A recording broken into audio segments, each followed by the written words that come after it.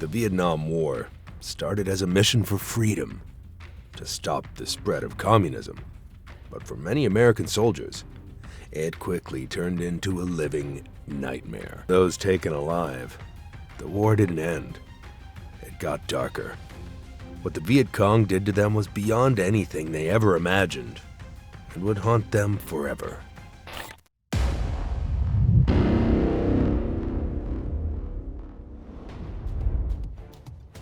It all goes back to 1965 when the U.S. officially entered the Vietnam War with full force. Over 180,000 American troops were deployed that year alone, and by the end of 1966, the number had jumped to more than 385,000. Soldiers poured into Southeast Asia with rifles, radios, and training, but none of that prepared them for what was waiting in the jungle. The terrain was dense, hot, and unpredictable. There were no clear front lines. There were no uniforms to mark the enemy. The Vietcong, southern communist guerrillas allied with North Vietnam, knew every inch of the land.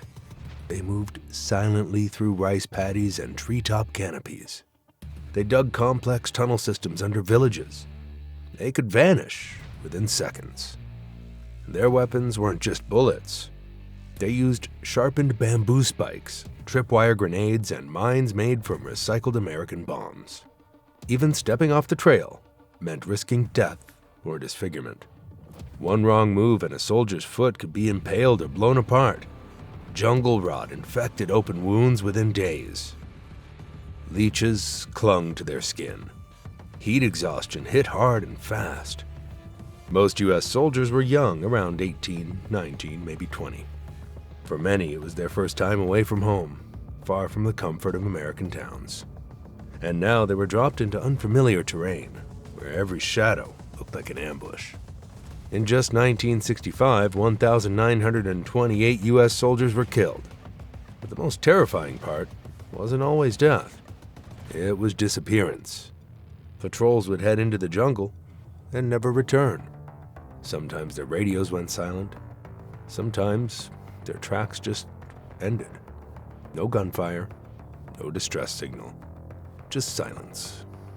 Personal items, helmets, boots, and half-burned letters were sometimes found days later, but the soldiers themselves were gone. No body, no grave, no closure.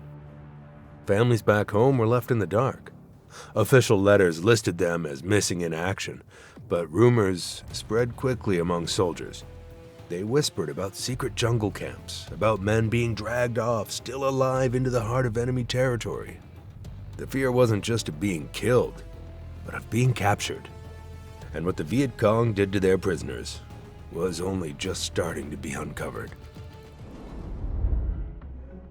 One of the earliest and most unusual POW stories began in 1967. U.S. Navy Petty Officer Douglas Hegdahl was serving aboard the USS Canberra, an American cruiser operating off the coast of Vietnam.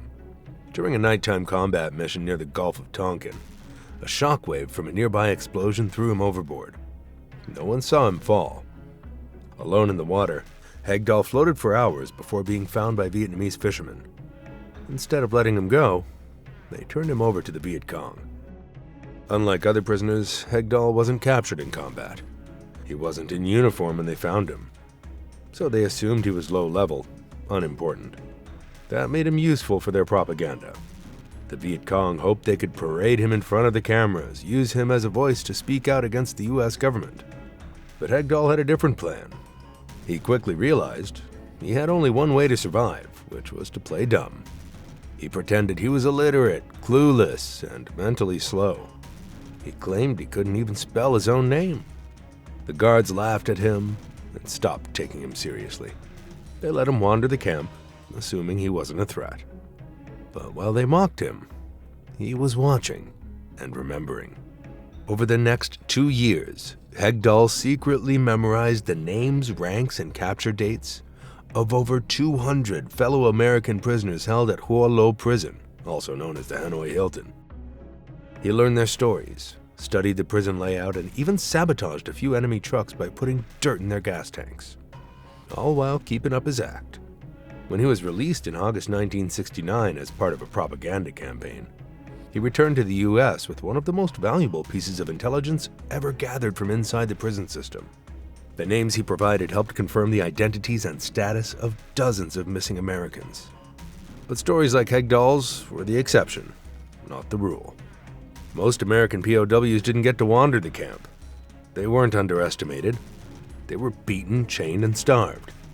The Vietcong saw them not as humans, but as bargaining chips or targets for revenge. And as the war dragged on, the treatment only got worse. The Vietcong didn't build traditional prisons.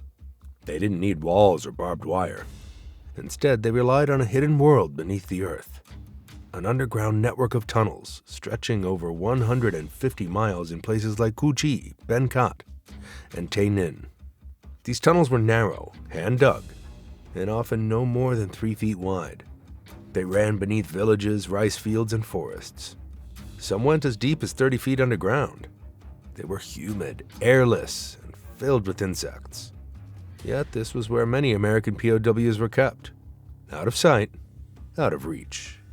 When soldiers were captured, they were dragged or forced into these tunnels, often bleeding or injured. Their hands were tied tightly with cords, and their legs were bound to prevent any movement. The air was stale. There were no beds, no bathrooms, no light. Some captives were locked in tiny holding chambers carved into the dirt, barely large enough to sit upright. They were left in pitch-black silence for days. With no food or water, their lips cracked and their bodies weakened. Rats gnawed at their wounds. Worms fell from the ceilings. The stench of mold and human waste was suffocating. And then came the torture. Guards used bamboo rods to beat prisoners across the back and legs. Sometimes the blows came without warning, just to keep them alert and afraid. Electrodes were attached to their fingers, ears, and genitals, sending shocks that made muscles seize and teeth shatter. Others were forced to kneel on jagged rocks for hours. If they moved, they were kicked or hit again. Guards screamed at them in Vietnamese, demanding they confess to crimes, betray fellow soldiers, or speak out against America. Private First Class James Rowe's case became one of the most brutal examples. Captured in 1963 in the Mekong Delta, he spent 5 years in captivity, mostly isolated. His captors built a bamboo cage barely 3 feet high and 5 feet long. He couldn't stand, couldn't stretch, and could barely turn. They wanted him to cooperate, to record statements denouncing the U.S. military. But he refused, so they cut his food rations to almost nothing. At times, he survived on a few spoonfuls of rice a day. His weight dropped drastically. His skin blistered in the heat. Mosquitoes fed on his body while he lay helpless in the dark. What made it worse wasn't just the physical pain, it was the psychological warfare. Guards played mind games. They told prisoners their families were dead, that no one was coming, that America had moved on. And some believed it. The goal wasn't just to punish, it was to erase hope, to destroy any sense of identity, loyalty, or resistance. And for many American soldiers, this method worked. Not because they were weak, but because the torture was relentless. It didn't stop after a few hours or days. It dragged on for months, even years. By the time some prisoners were found or released, they weren't the same men anymore. The tunnels had taken something that couldn't be returned. But it got worse in January 1968 during the Vietnamese New Year, Tet. The Viet Cong and North Vietnamese forces launched a massive surprise offensive across more than 100 towns and cities, including Saigon, Da Nang, and Hue. It caught American and South Vietnamese troops completely off guard. But while the media focused on the shock and scale of the attack, something far more horrifying was unfolding in the city of Hue. Hue was a cultural and historical center. For nearly a month, it fell under full Viet Cong control. During that time, entire neighborhoods were sealed off. Families disappeared overnight. Government workers, teachers, police officers, and even priests were taken from their homes, many accused of being enemies of the revolution. After U.S. and South Vietnamese forces retook the city in late February, they began to uncover the truth. Mass graves were discovered in gardens, fields, and abandoned buildings. Some bodies had their hands bound with electrical wire. Others were blindfolded with pieces of cloth torn from civilian clothing. The numbers were staggering.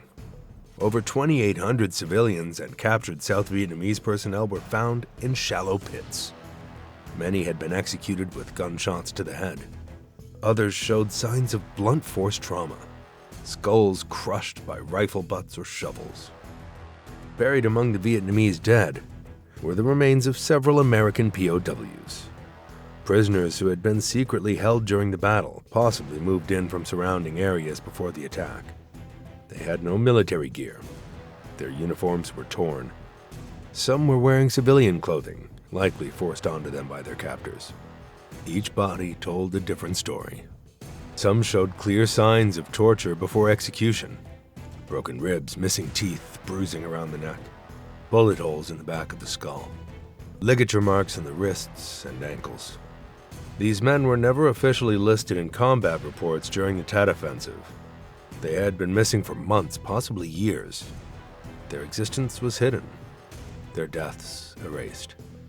The Vietcong had turned Hue into more than a battleground. It became an execution site. These killings weren't part of active combat. They were deliberate, planned, quiet, and cold. By 1969, the secrets were starting to be uncovered as disturbing whispers from former prisoners and intelligence sources began to reveal the existence of a cruel method of captivity, something far beyond standard prison conditions. They called them tiger cages. The term first came from cramped cells discovered on Con Son Island, officially run by South Vietnamese forces, but the Vietcong had their own version, deep in the jungles and far from any law. The concept was horrifying in its simplicity. Construct cages just big enough to confine a person in a crouching or kneeling position. Barbed wire or bamboo formed the walls. There was no roof, no bedding. The floor was dirt, and sometimes covered in old rags or blood-soaked straw. American POWs captured by the Vietcong and kept in these jungle cages were completely exposed to the elements. When it rained, they were soaked. When the sun burned overhead, their skin blistered. At night, the cold set in, and the mosquitoes came. Insects crawled into their ears, noses, and open wounds. Fungal infections covered their feet. Cuts festered and turned black. Some cages held one man. Others packed in 2 or 3. There was no room to stand, no room to stretch. Prisoners had to defecate where they sat. They were given a handful of rice or stale bread once a day, sometimes every other day. Water came in small amounts, often dirty. Guards rarely spoke to them. When they did, it was to demand information or issue beatings. Some used sticks to poke at the prisoners through the bars like animals. Others urinated on them. If a prisoner screamed in pain or begged for mercy, the jungle absorbed the sound. No one came. Silence became the only companion. American soldiers who survived these cages described hallucinations after just a few days. Time lost all meaning. Cuts refused to heal. Muscles atrophied. Their sense of self began to fall apart. One former POW recalled that after 2 weeks, he no longer felt human. He couldn't stand upright, even after being removed. His spine had stiffened from the crouched position. His skin was raw from constant rubbing against the cage walls. Some died inside those cages, dehydrated, starved, or broken. Others were taken out, only to be beaten, interrogated, or dragged into public view as trophies. And when Allied rescue teams finally stumbled across some of these sites, what they found was worse than death. Bodies dismembered, faces unrecognizable, bones twisted unnaturally. In some cases, cages were still standing, empty but stained with blood. The Vietcong didn't use these cages for containment. They used them to strip away dignity, to crush spirits slowly, without a bullet, and they weren't done yet. By 1970, as the war dragged into its sixth brutal year, the Vietcong adapted their tactics. With U.S. air superiority growing stronger and bombing campaigns intensifying, they turned to a darker form of defense, using American prisoners as human shields. Captured soldiers were no longer just hostages. They became tools of survival. The Viet Cong began tying POWs to the tops of trucks transporting weapons, hoping the sight of a fellow American would prevent airstrikes. Sometimes they forced them to walk in front of columns of troops through dangerous jungle terrain, knowing U.S. forces wouldn't open fire. It worked. In several cases, reconnaissance pilots reported seeing men in tattered American uniforms strapped to vehicles or standing on the roadside with their arms outstretched, clearly under duress. Orders were given not to engage. Targets were missed, and enemy troops slipped away. But the damage wasn't only tactical, it was psychological. Being used as bait, knowing your life was being used to protect the very enemy who tortured you, it broke something deep inside. And it didn't stop there. Inside the camps, the psychological games intensified. The Viet Cong broadcast demoralizing messages through loudspeakers, often in English. Prisoners were told the U.S. had left Vietnam, that their families had moved on, that they had been forgotten. Some POWs were given forged letters, faked with real names and details, claiming their wives had remarried or their parents were dead. The goal was to destroy all hope. Others were dragged into makeshift studios, beaten, and then forced to record radio broadcasts, criticizing U.S. involvement in the war. They had to speak calmly and clearly, reading scripts under threat of more violence. If they refused, they were starved or beaten with wire whips and bamboo rods. Captain John Dramessi, an Air Force pilot captured in 1967, endured some of the most extreme punishments during this period. In 1970, after an attempted escape from the Hanoi prison system, he was punished severely. Over a single month, he was beaten repeatedly, more than 100 documented times. His bones were cracked, his nose broken, his teeth knocked out, but he refused to cooperate. His cellmates later said he was unrecognizable, swollen, bruised, and silent. Most soldiers didn't endure as well. Months of beatings, isolation, and brainwashing wore them down. Sleep deprivation became routine. Physical weakness led to mental collapse. The Viet Cong didn't need bullets to destroy their enemies. They used lies, fear, and silence. And for many captured Americans, that was more effective than any weapon. But not everyone gave up. In 1971, several American POWs attempted daring escapes from jungle camps.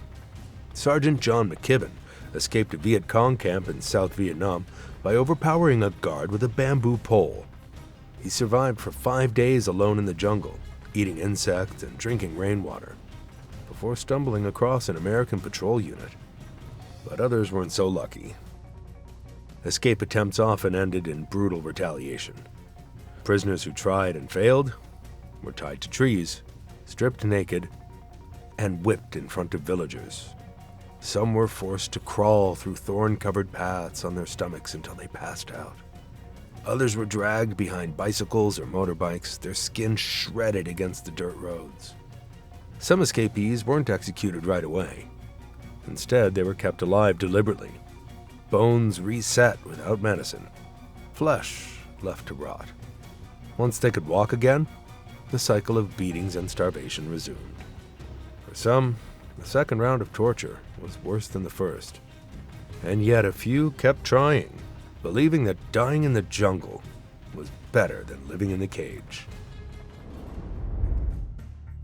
In 1972, as U.S. troops withdrew from Vietnam, the Viet Cong began transferring prisoners across the border into Cambodia, beyond the reach of American intelligence and military operations. Conditions went from unbearable to inhuman.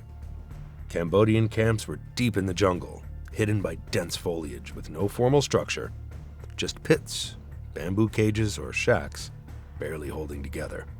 There was no oversight, no medical supplies. Insects swarmed untreated wounds. Dysentery spread quickly in the mud-soaked compounds. Prisoners suffered from constant fevers, open sores, and extreme malnutrition. In a camp near Cratier, guards shackled American prisoners by the ankles and wrists, 24 hours a day. They weren't allowed to lie down. If they did, they were beaten with bamboo rods or rifle butts. Guards watched them for amusement, using sleep deprivation as a punishment. Escape was impossible. U.S. helicopters couldn't enter without alerting the entire region. The thick jungle made visibility near zero. There were no maps, no coordinates. Camps were invisible. Many prisoners died nameless, their identities never confirmed. No dog tags, no graves, just missing files and grieving families. When intelligence suggested some American POWs might be held near the North Vietnamese coast or even attempting escape, U.S. forces planned a covert rescue, Operation Thunderhead. In June 1972, Navy SEALs were covertly deployed under the cover of night. They launched from a submarine and attempted a water insertion near the coast. But the sea was rough. Communication errors and equipment failure made things worse. A helicopter sent for support crashed during the attempt. The mission spiraled out of control. Lieutenant Melvin Spence-Dry, one of the SEALs, was thrown from the aircraft and drowned. His body was later recovered. He became the last Navy SEAL killed in the Vietnam War. None of the prisoners were rescued. While American forces struggled to reach prisoners, the Vietcong continued their abuses with no fear of interruption. But in January 1973, the Paris Peace Accords were signed, and the war, on paper, was finally over. As part of the agreement, 591 American prisoners were released and flown back to the United States under Operation Homecoming. But not all came back. More than 1,600 Americans remained unaccounted for, declared missing in action. For those who did return, freedom wasn't simple. Years of abuse had left many prisoners permanently damaged, both physically and mentally. The war was over, but for them, it never really ended.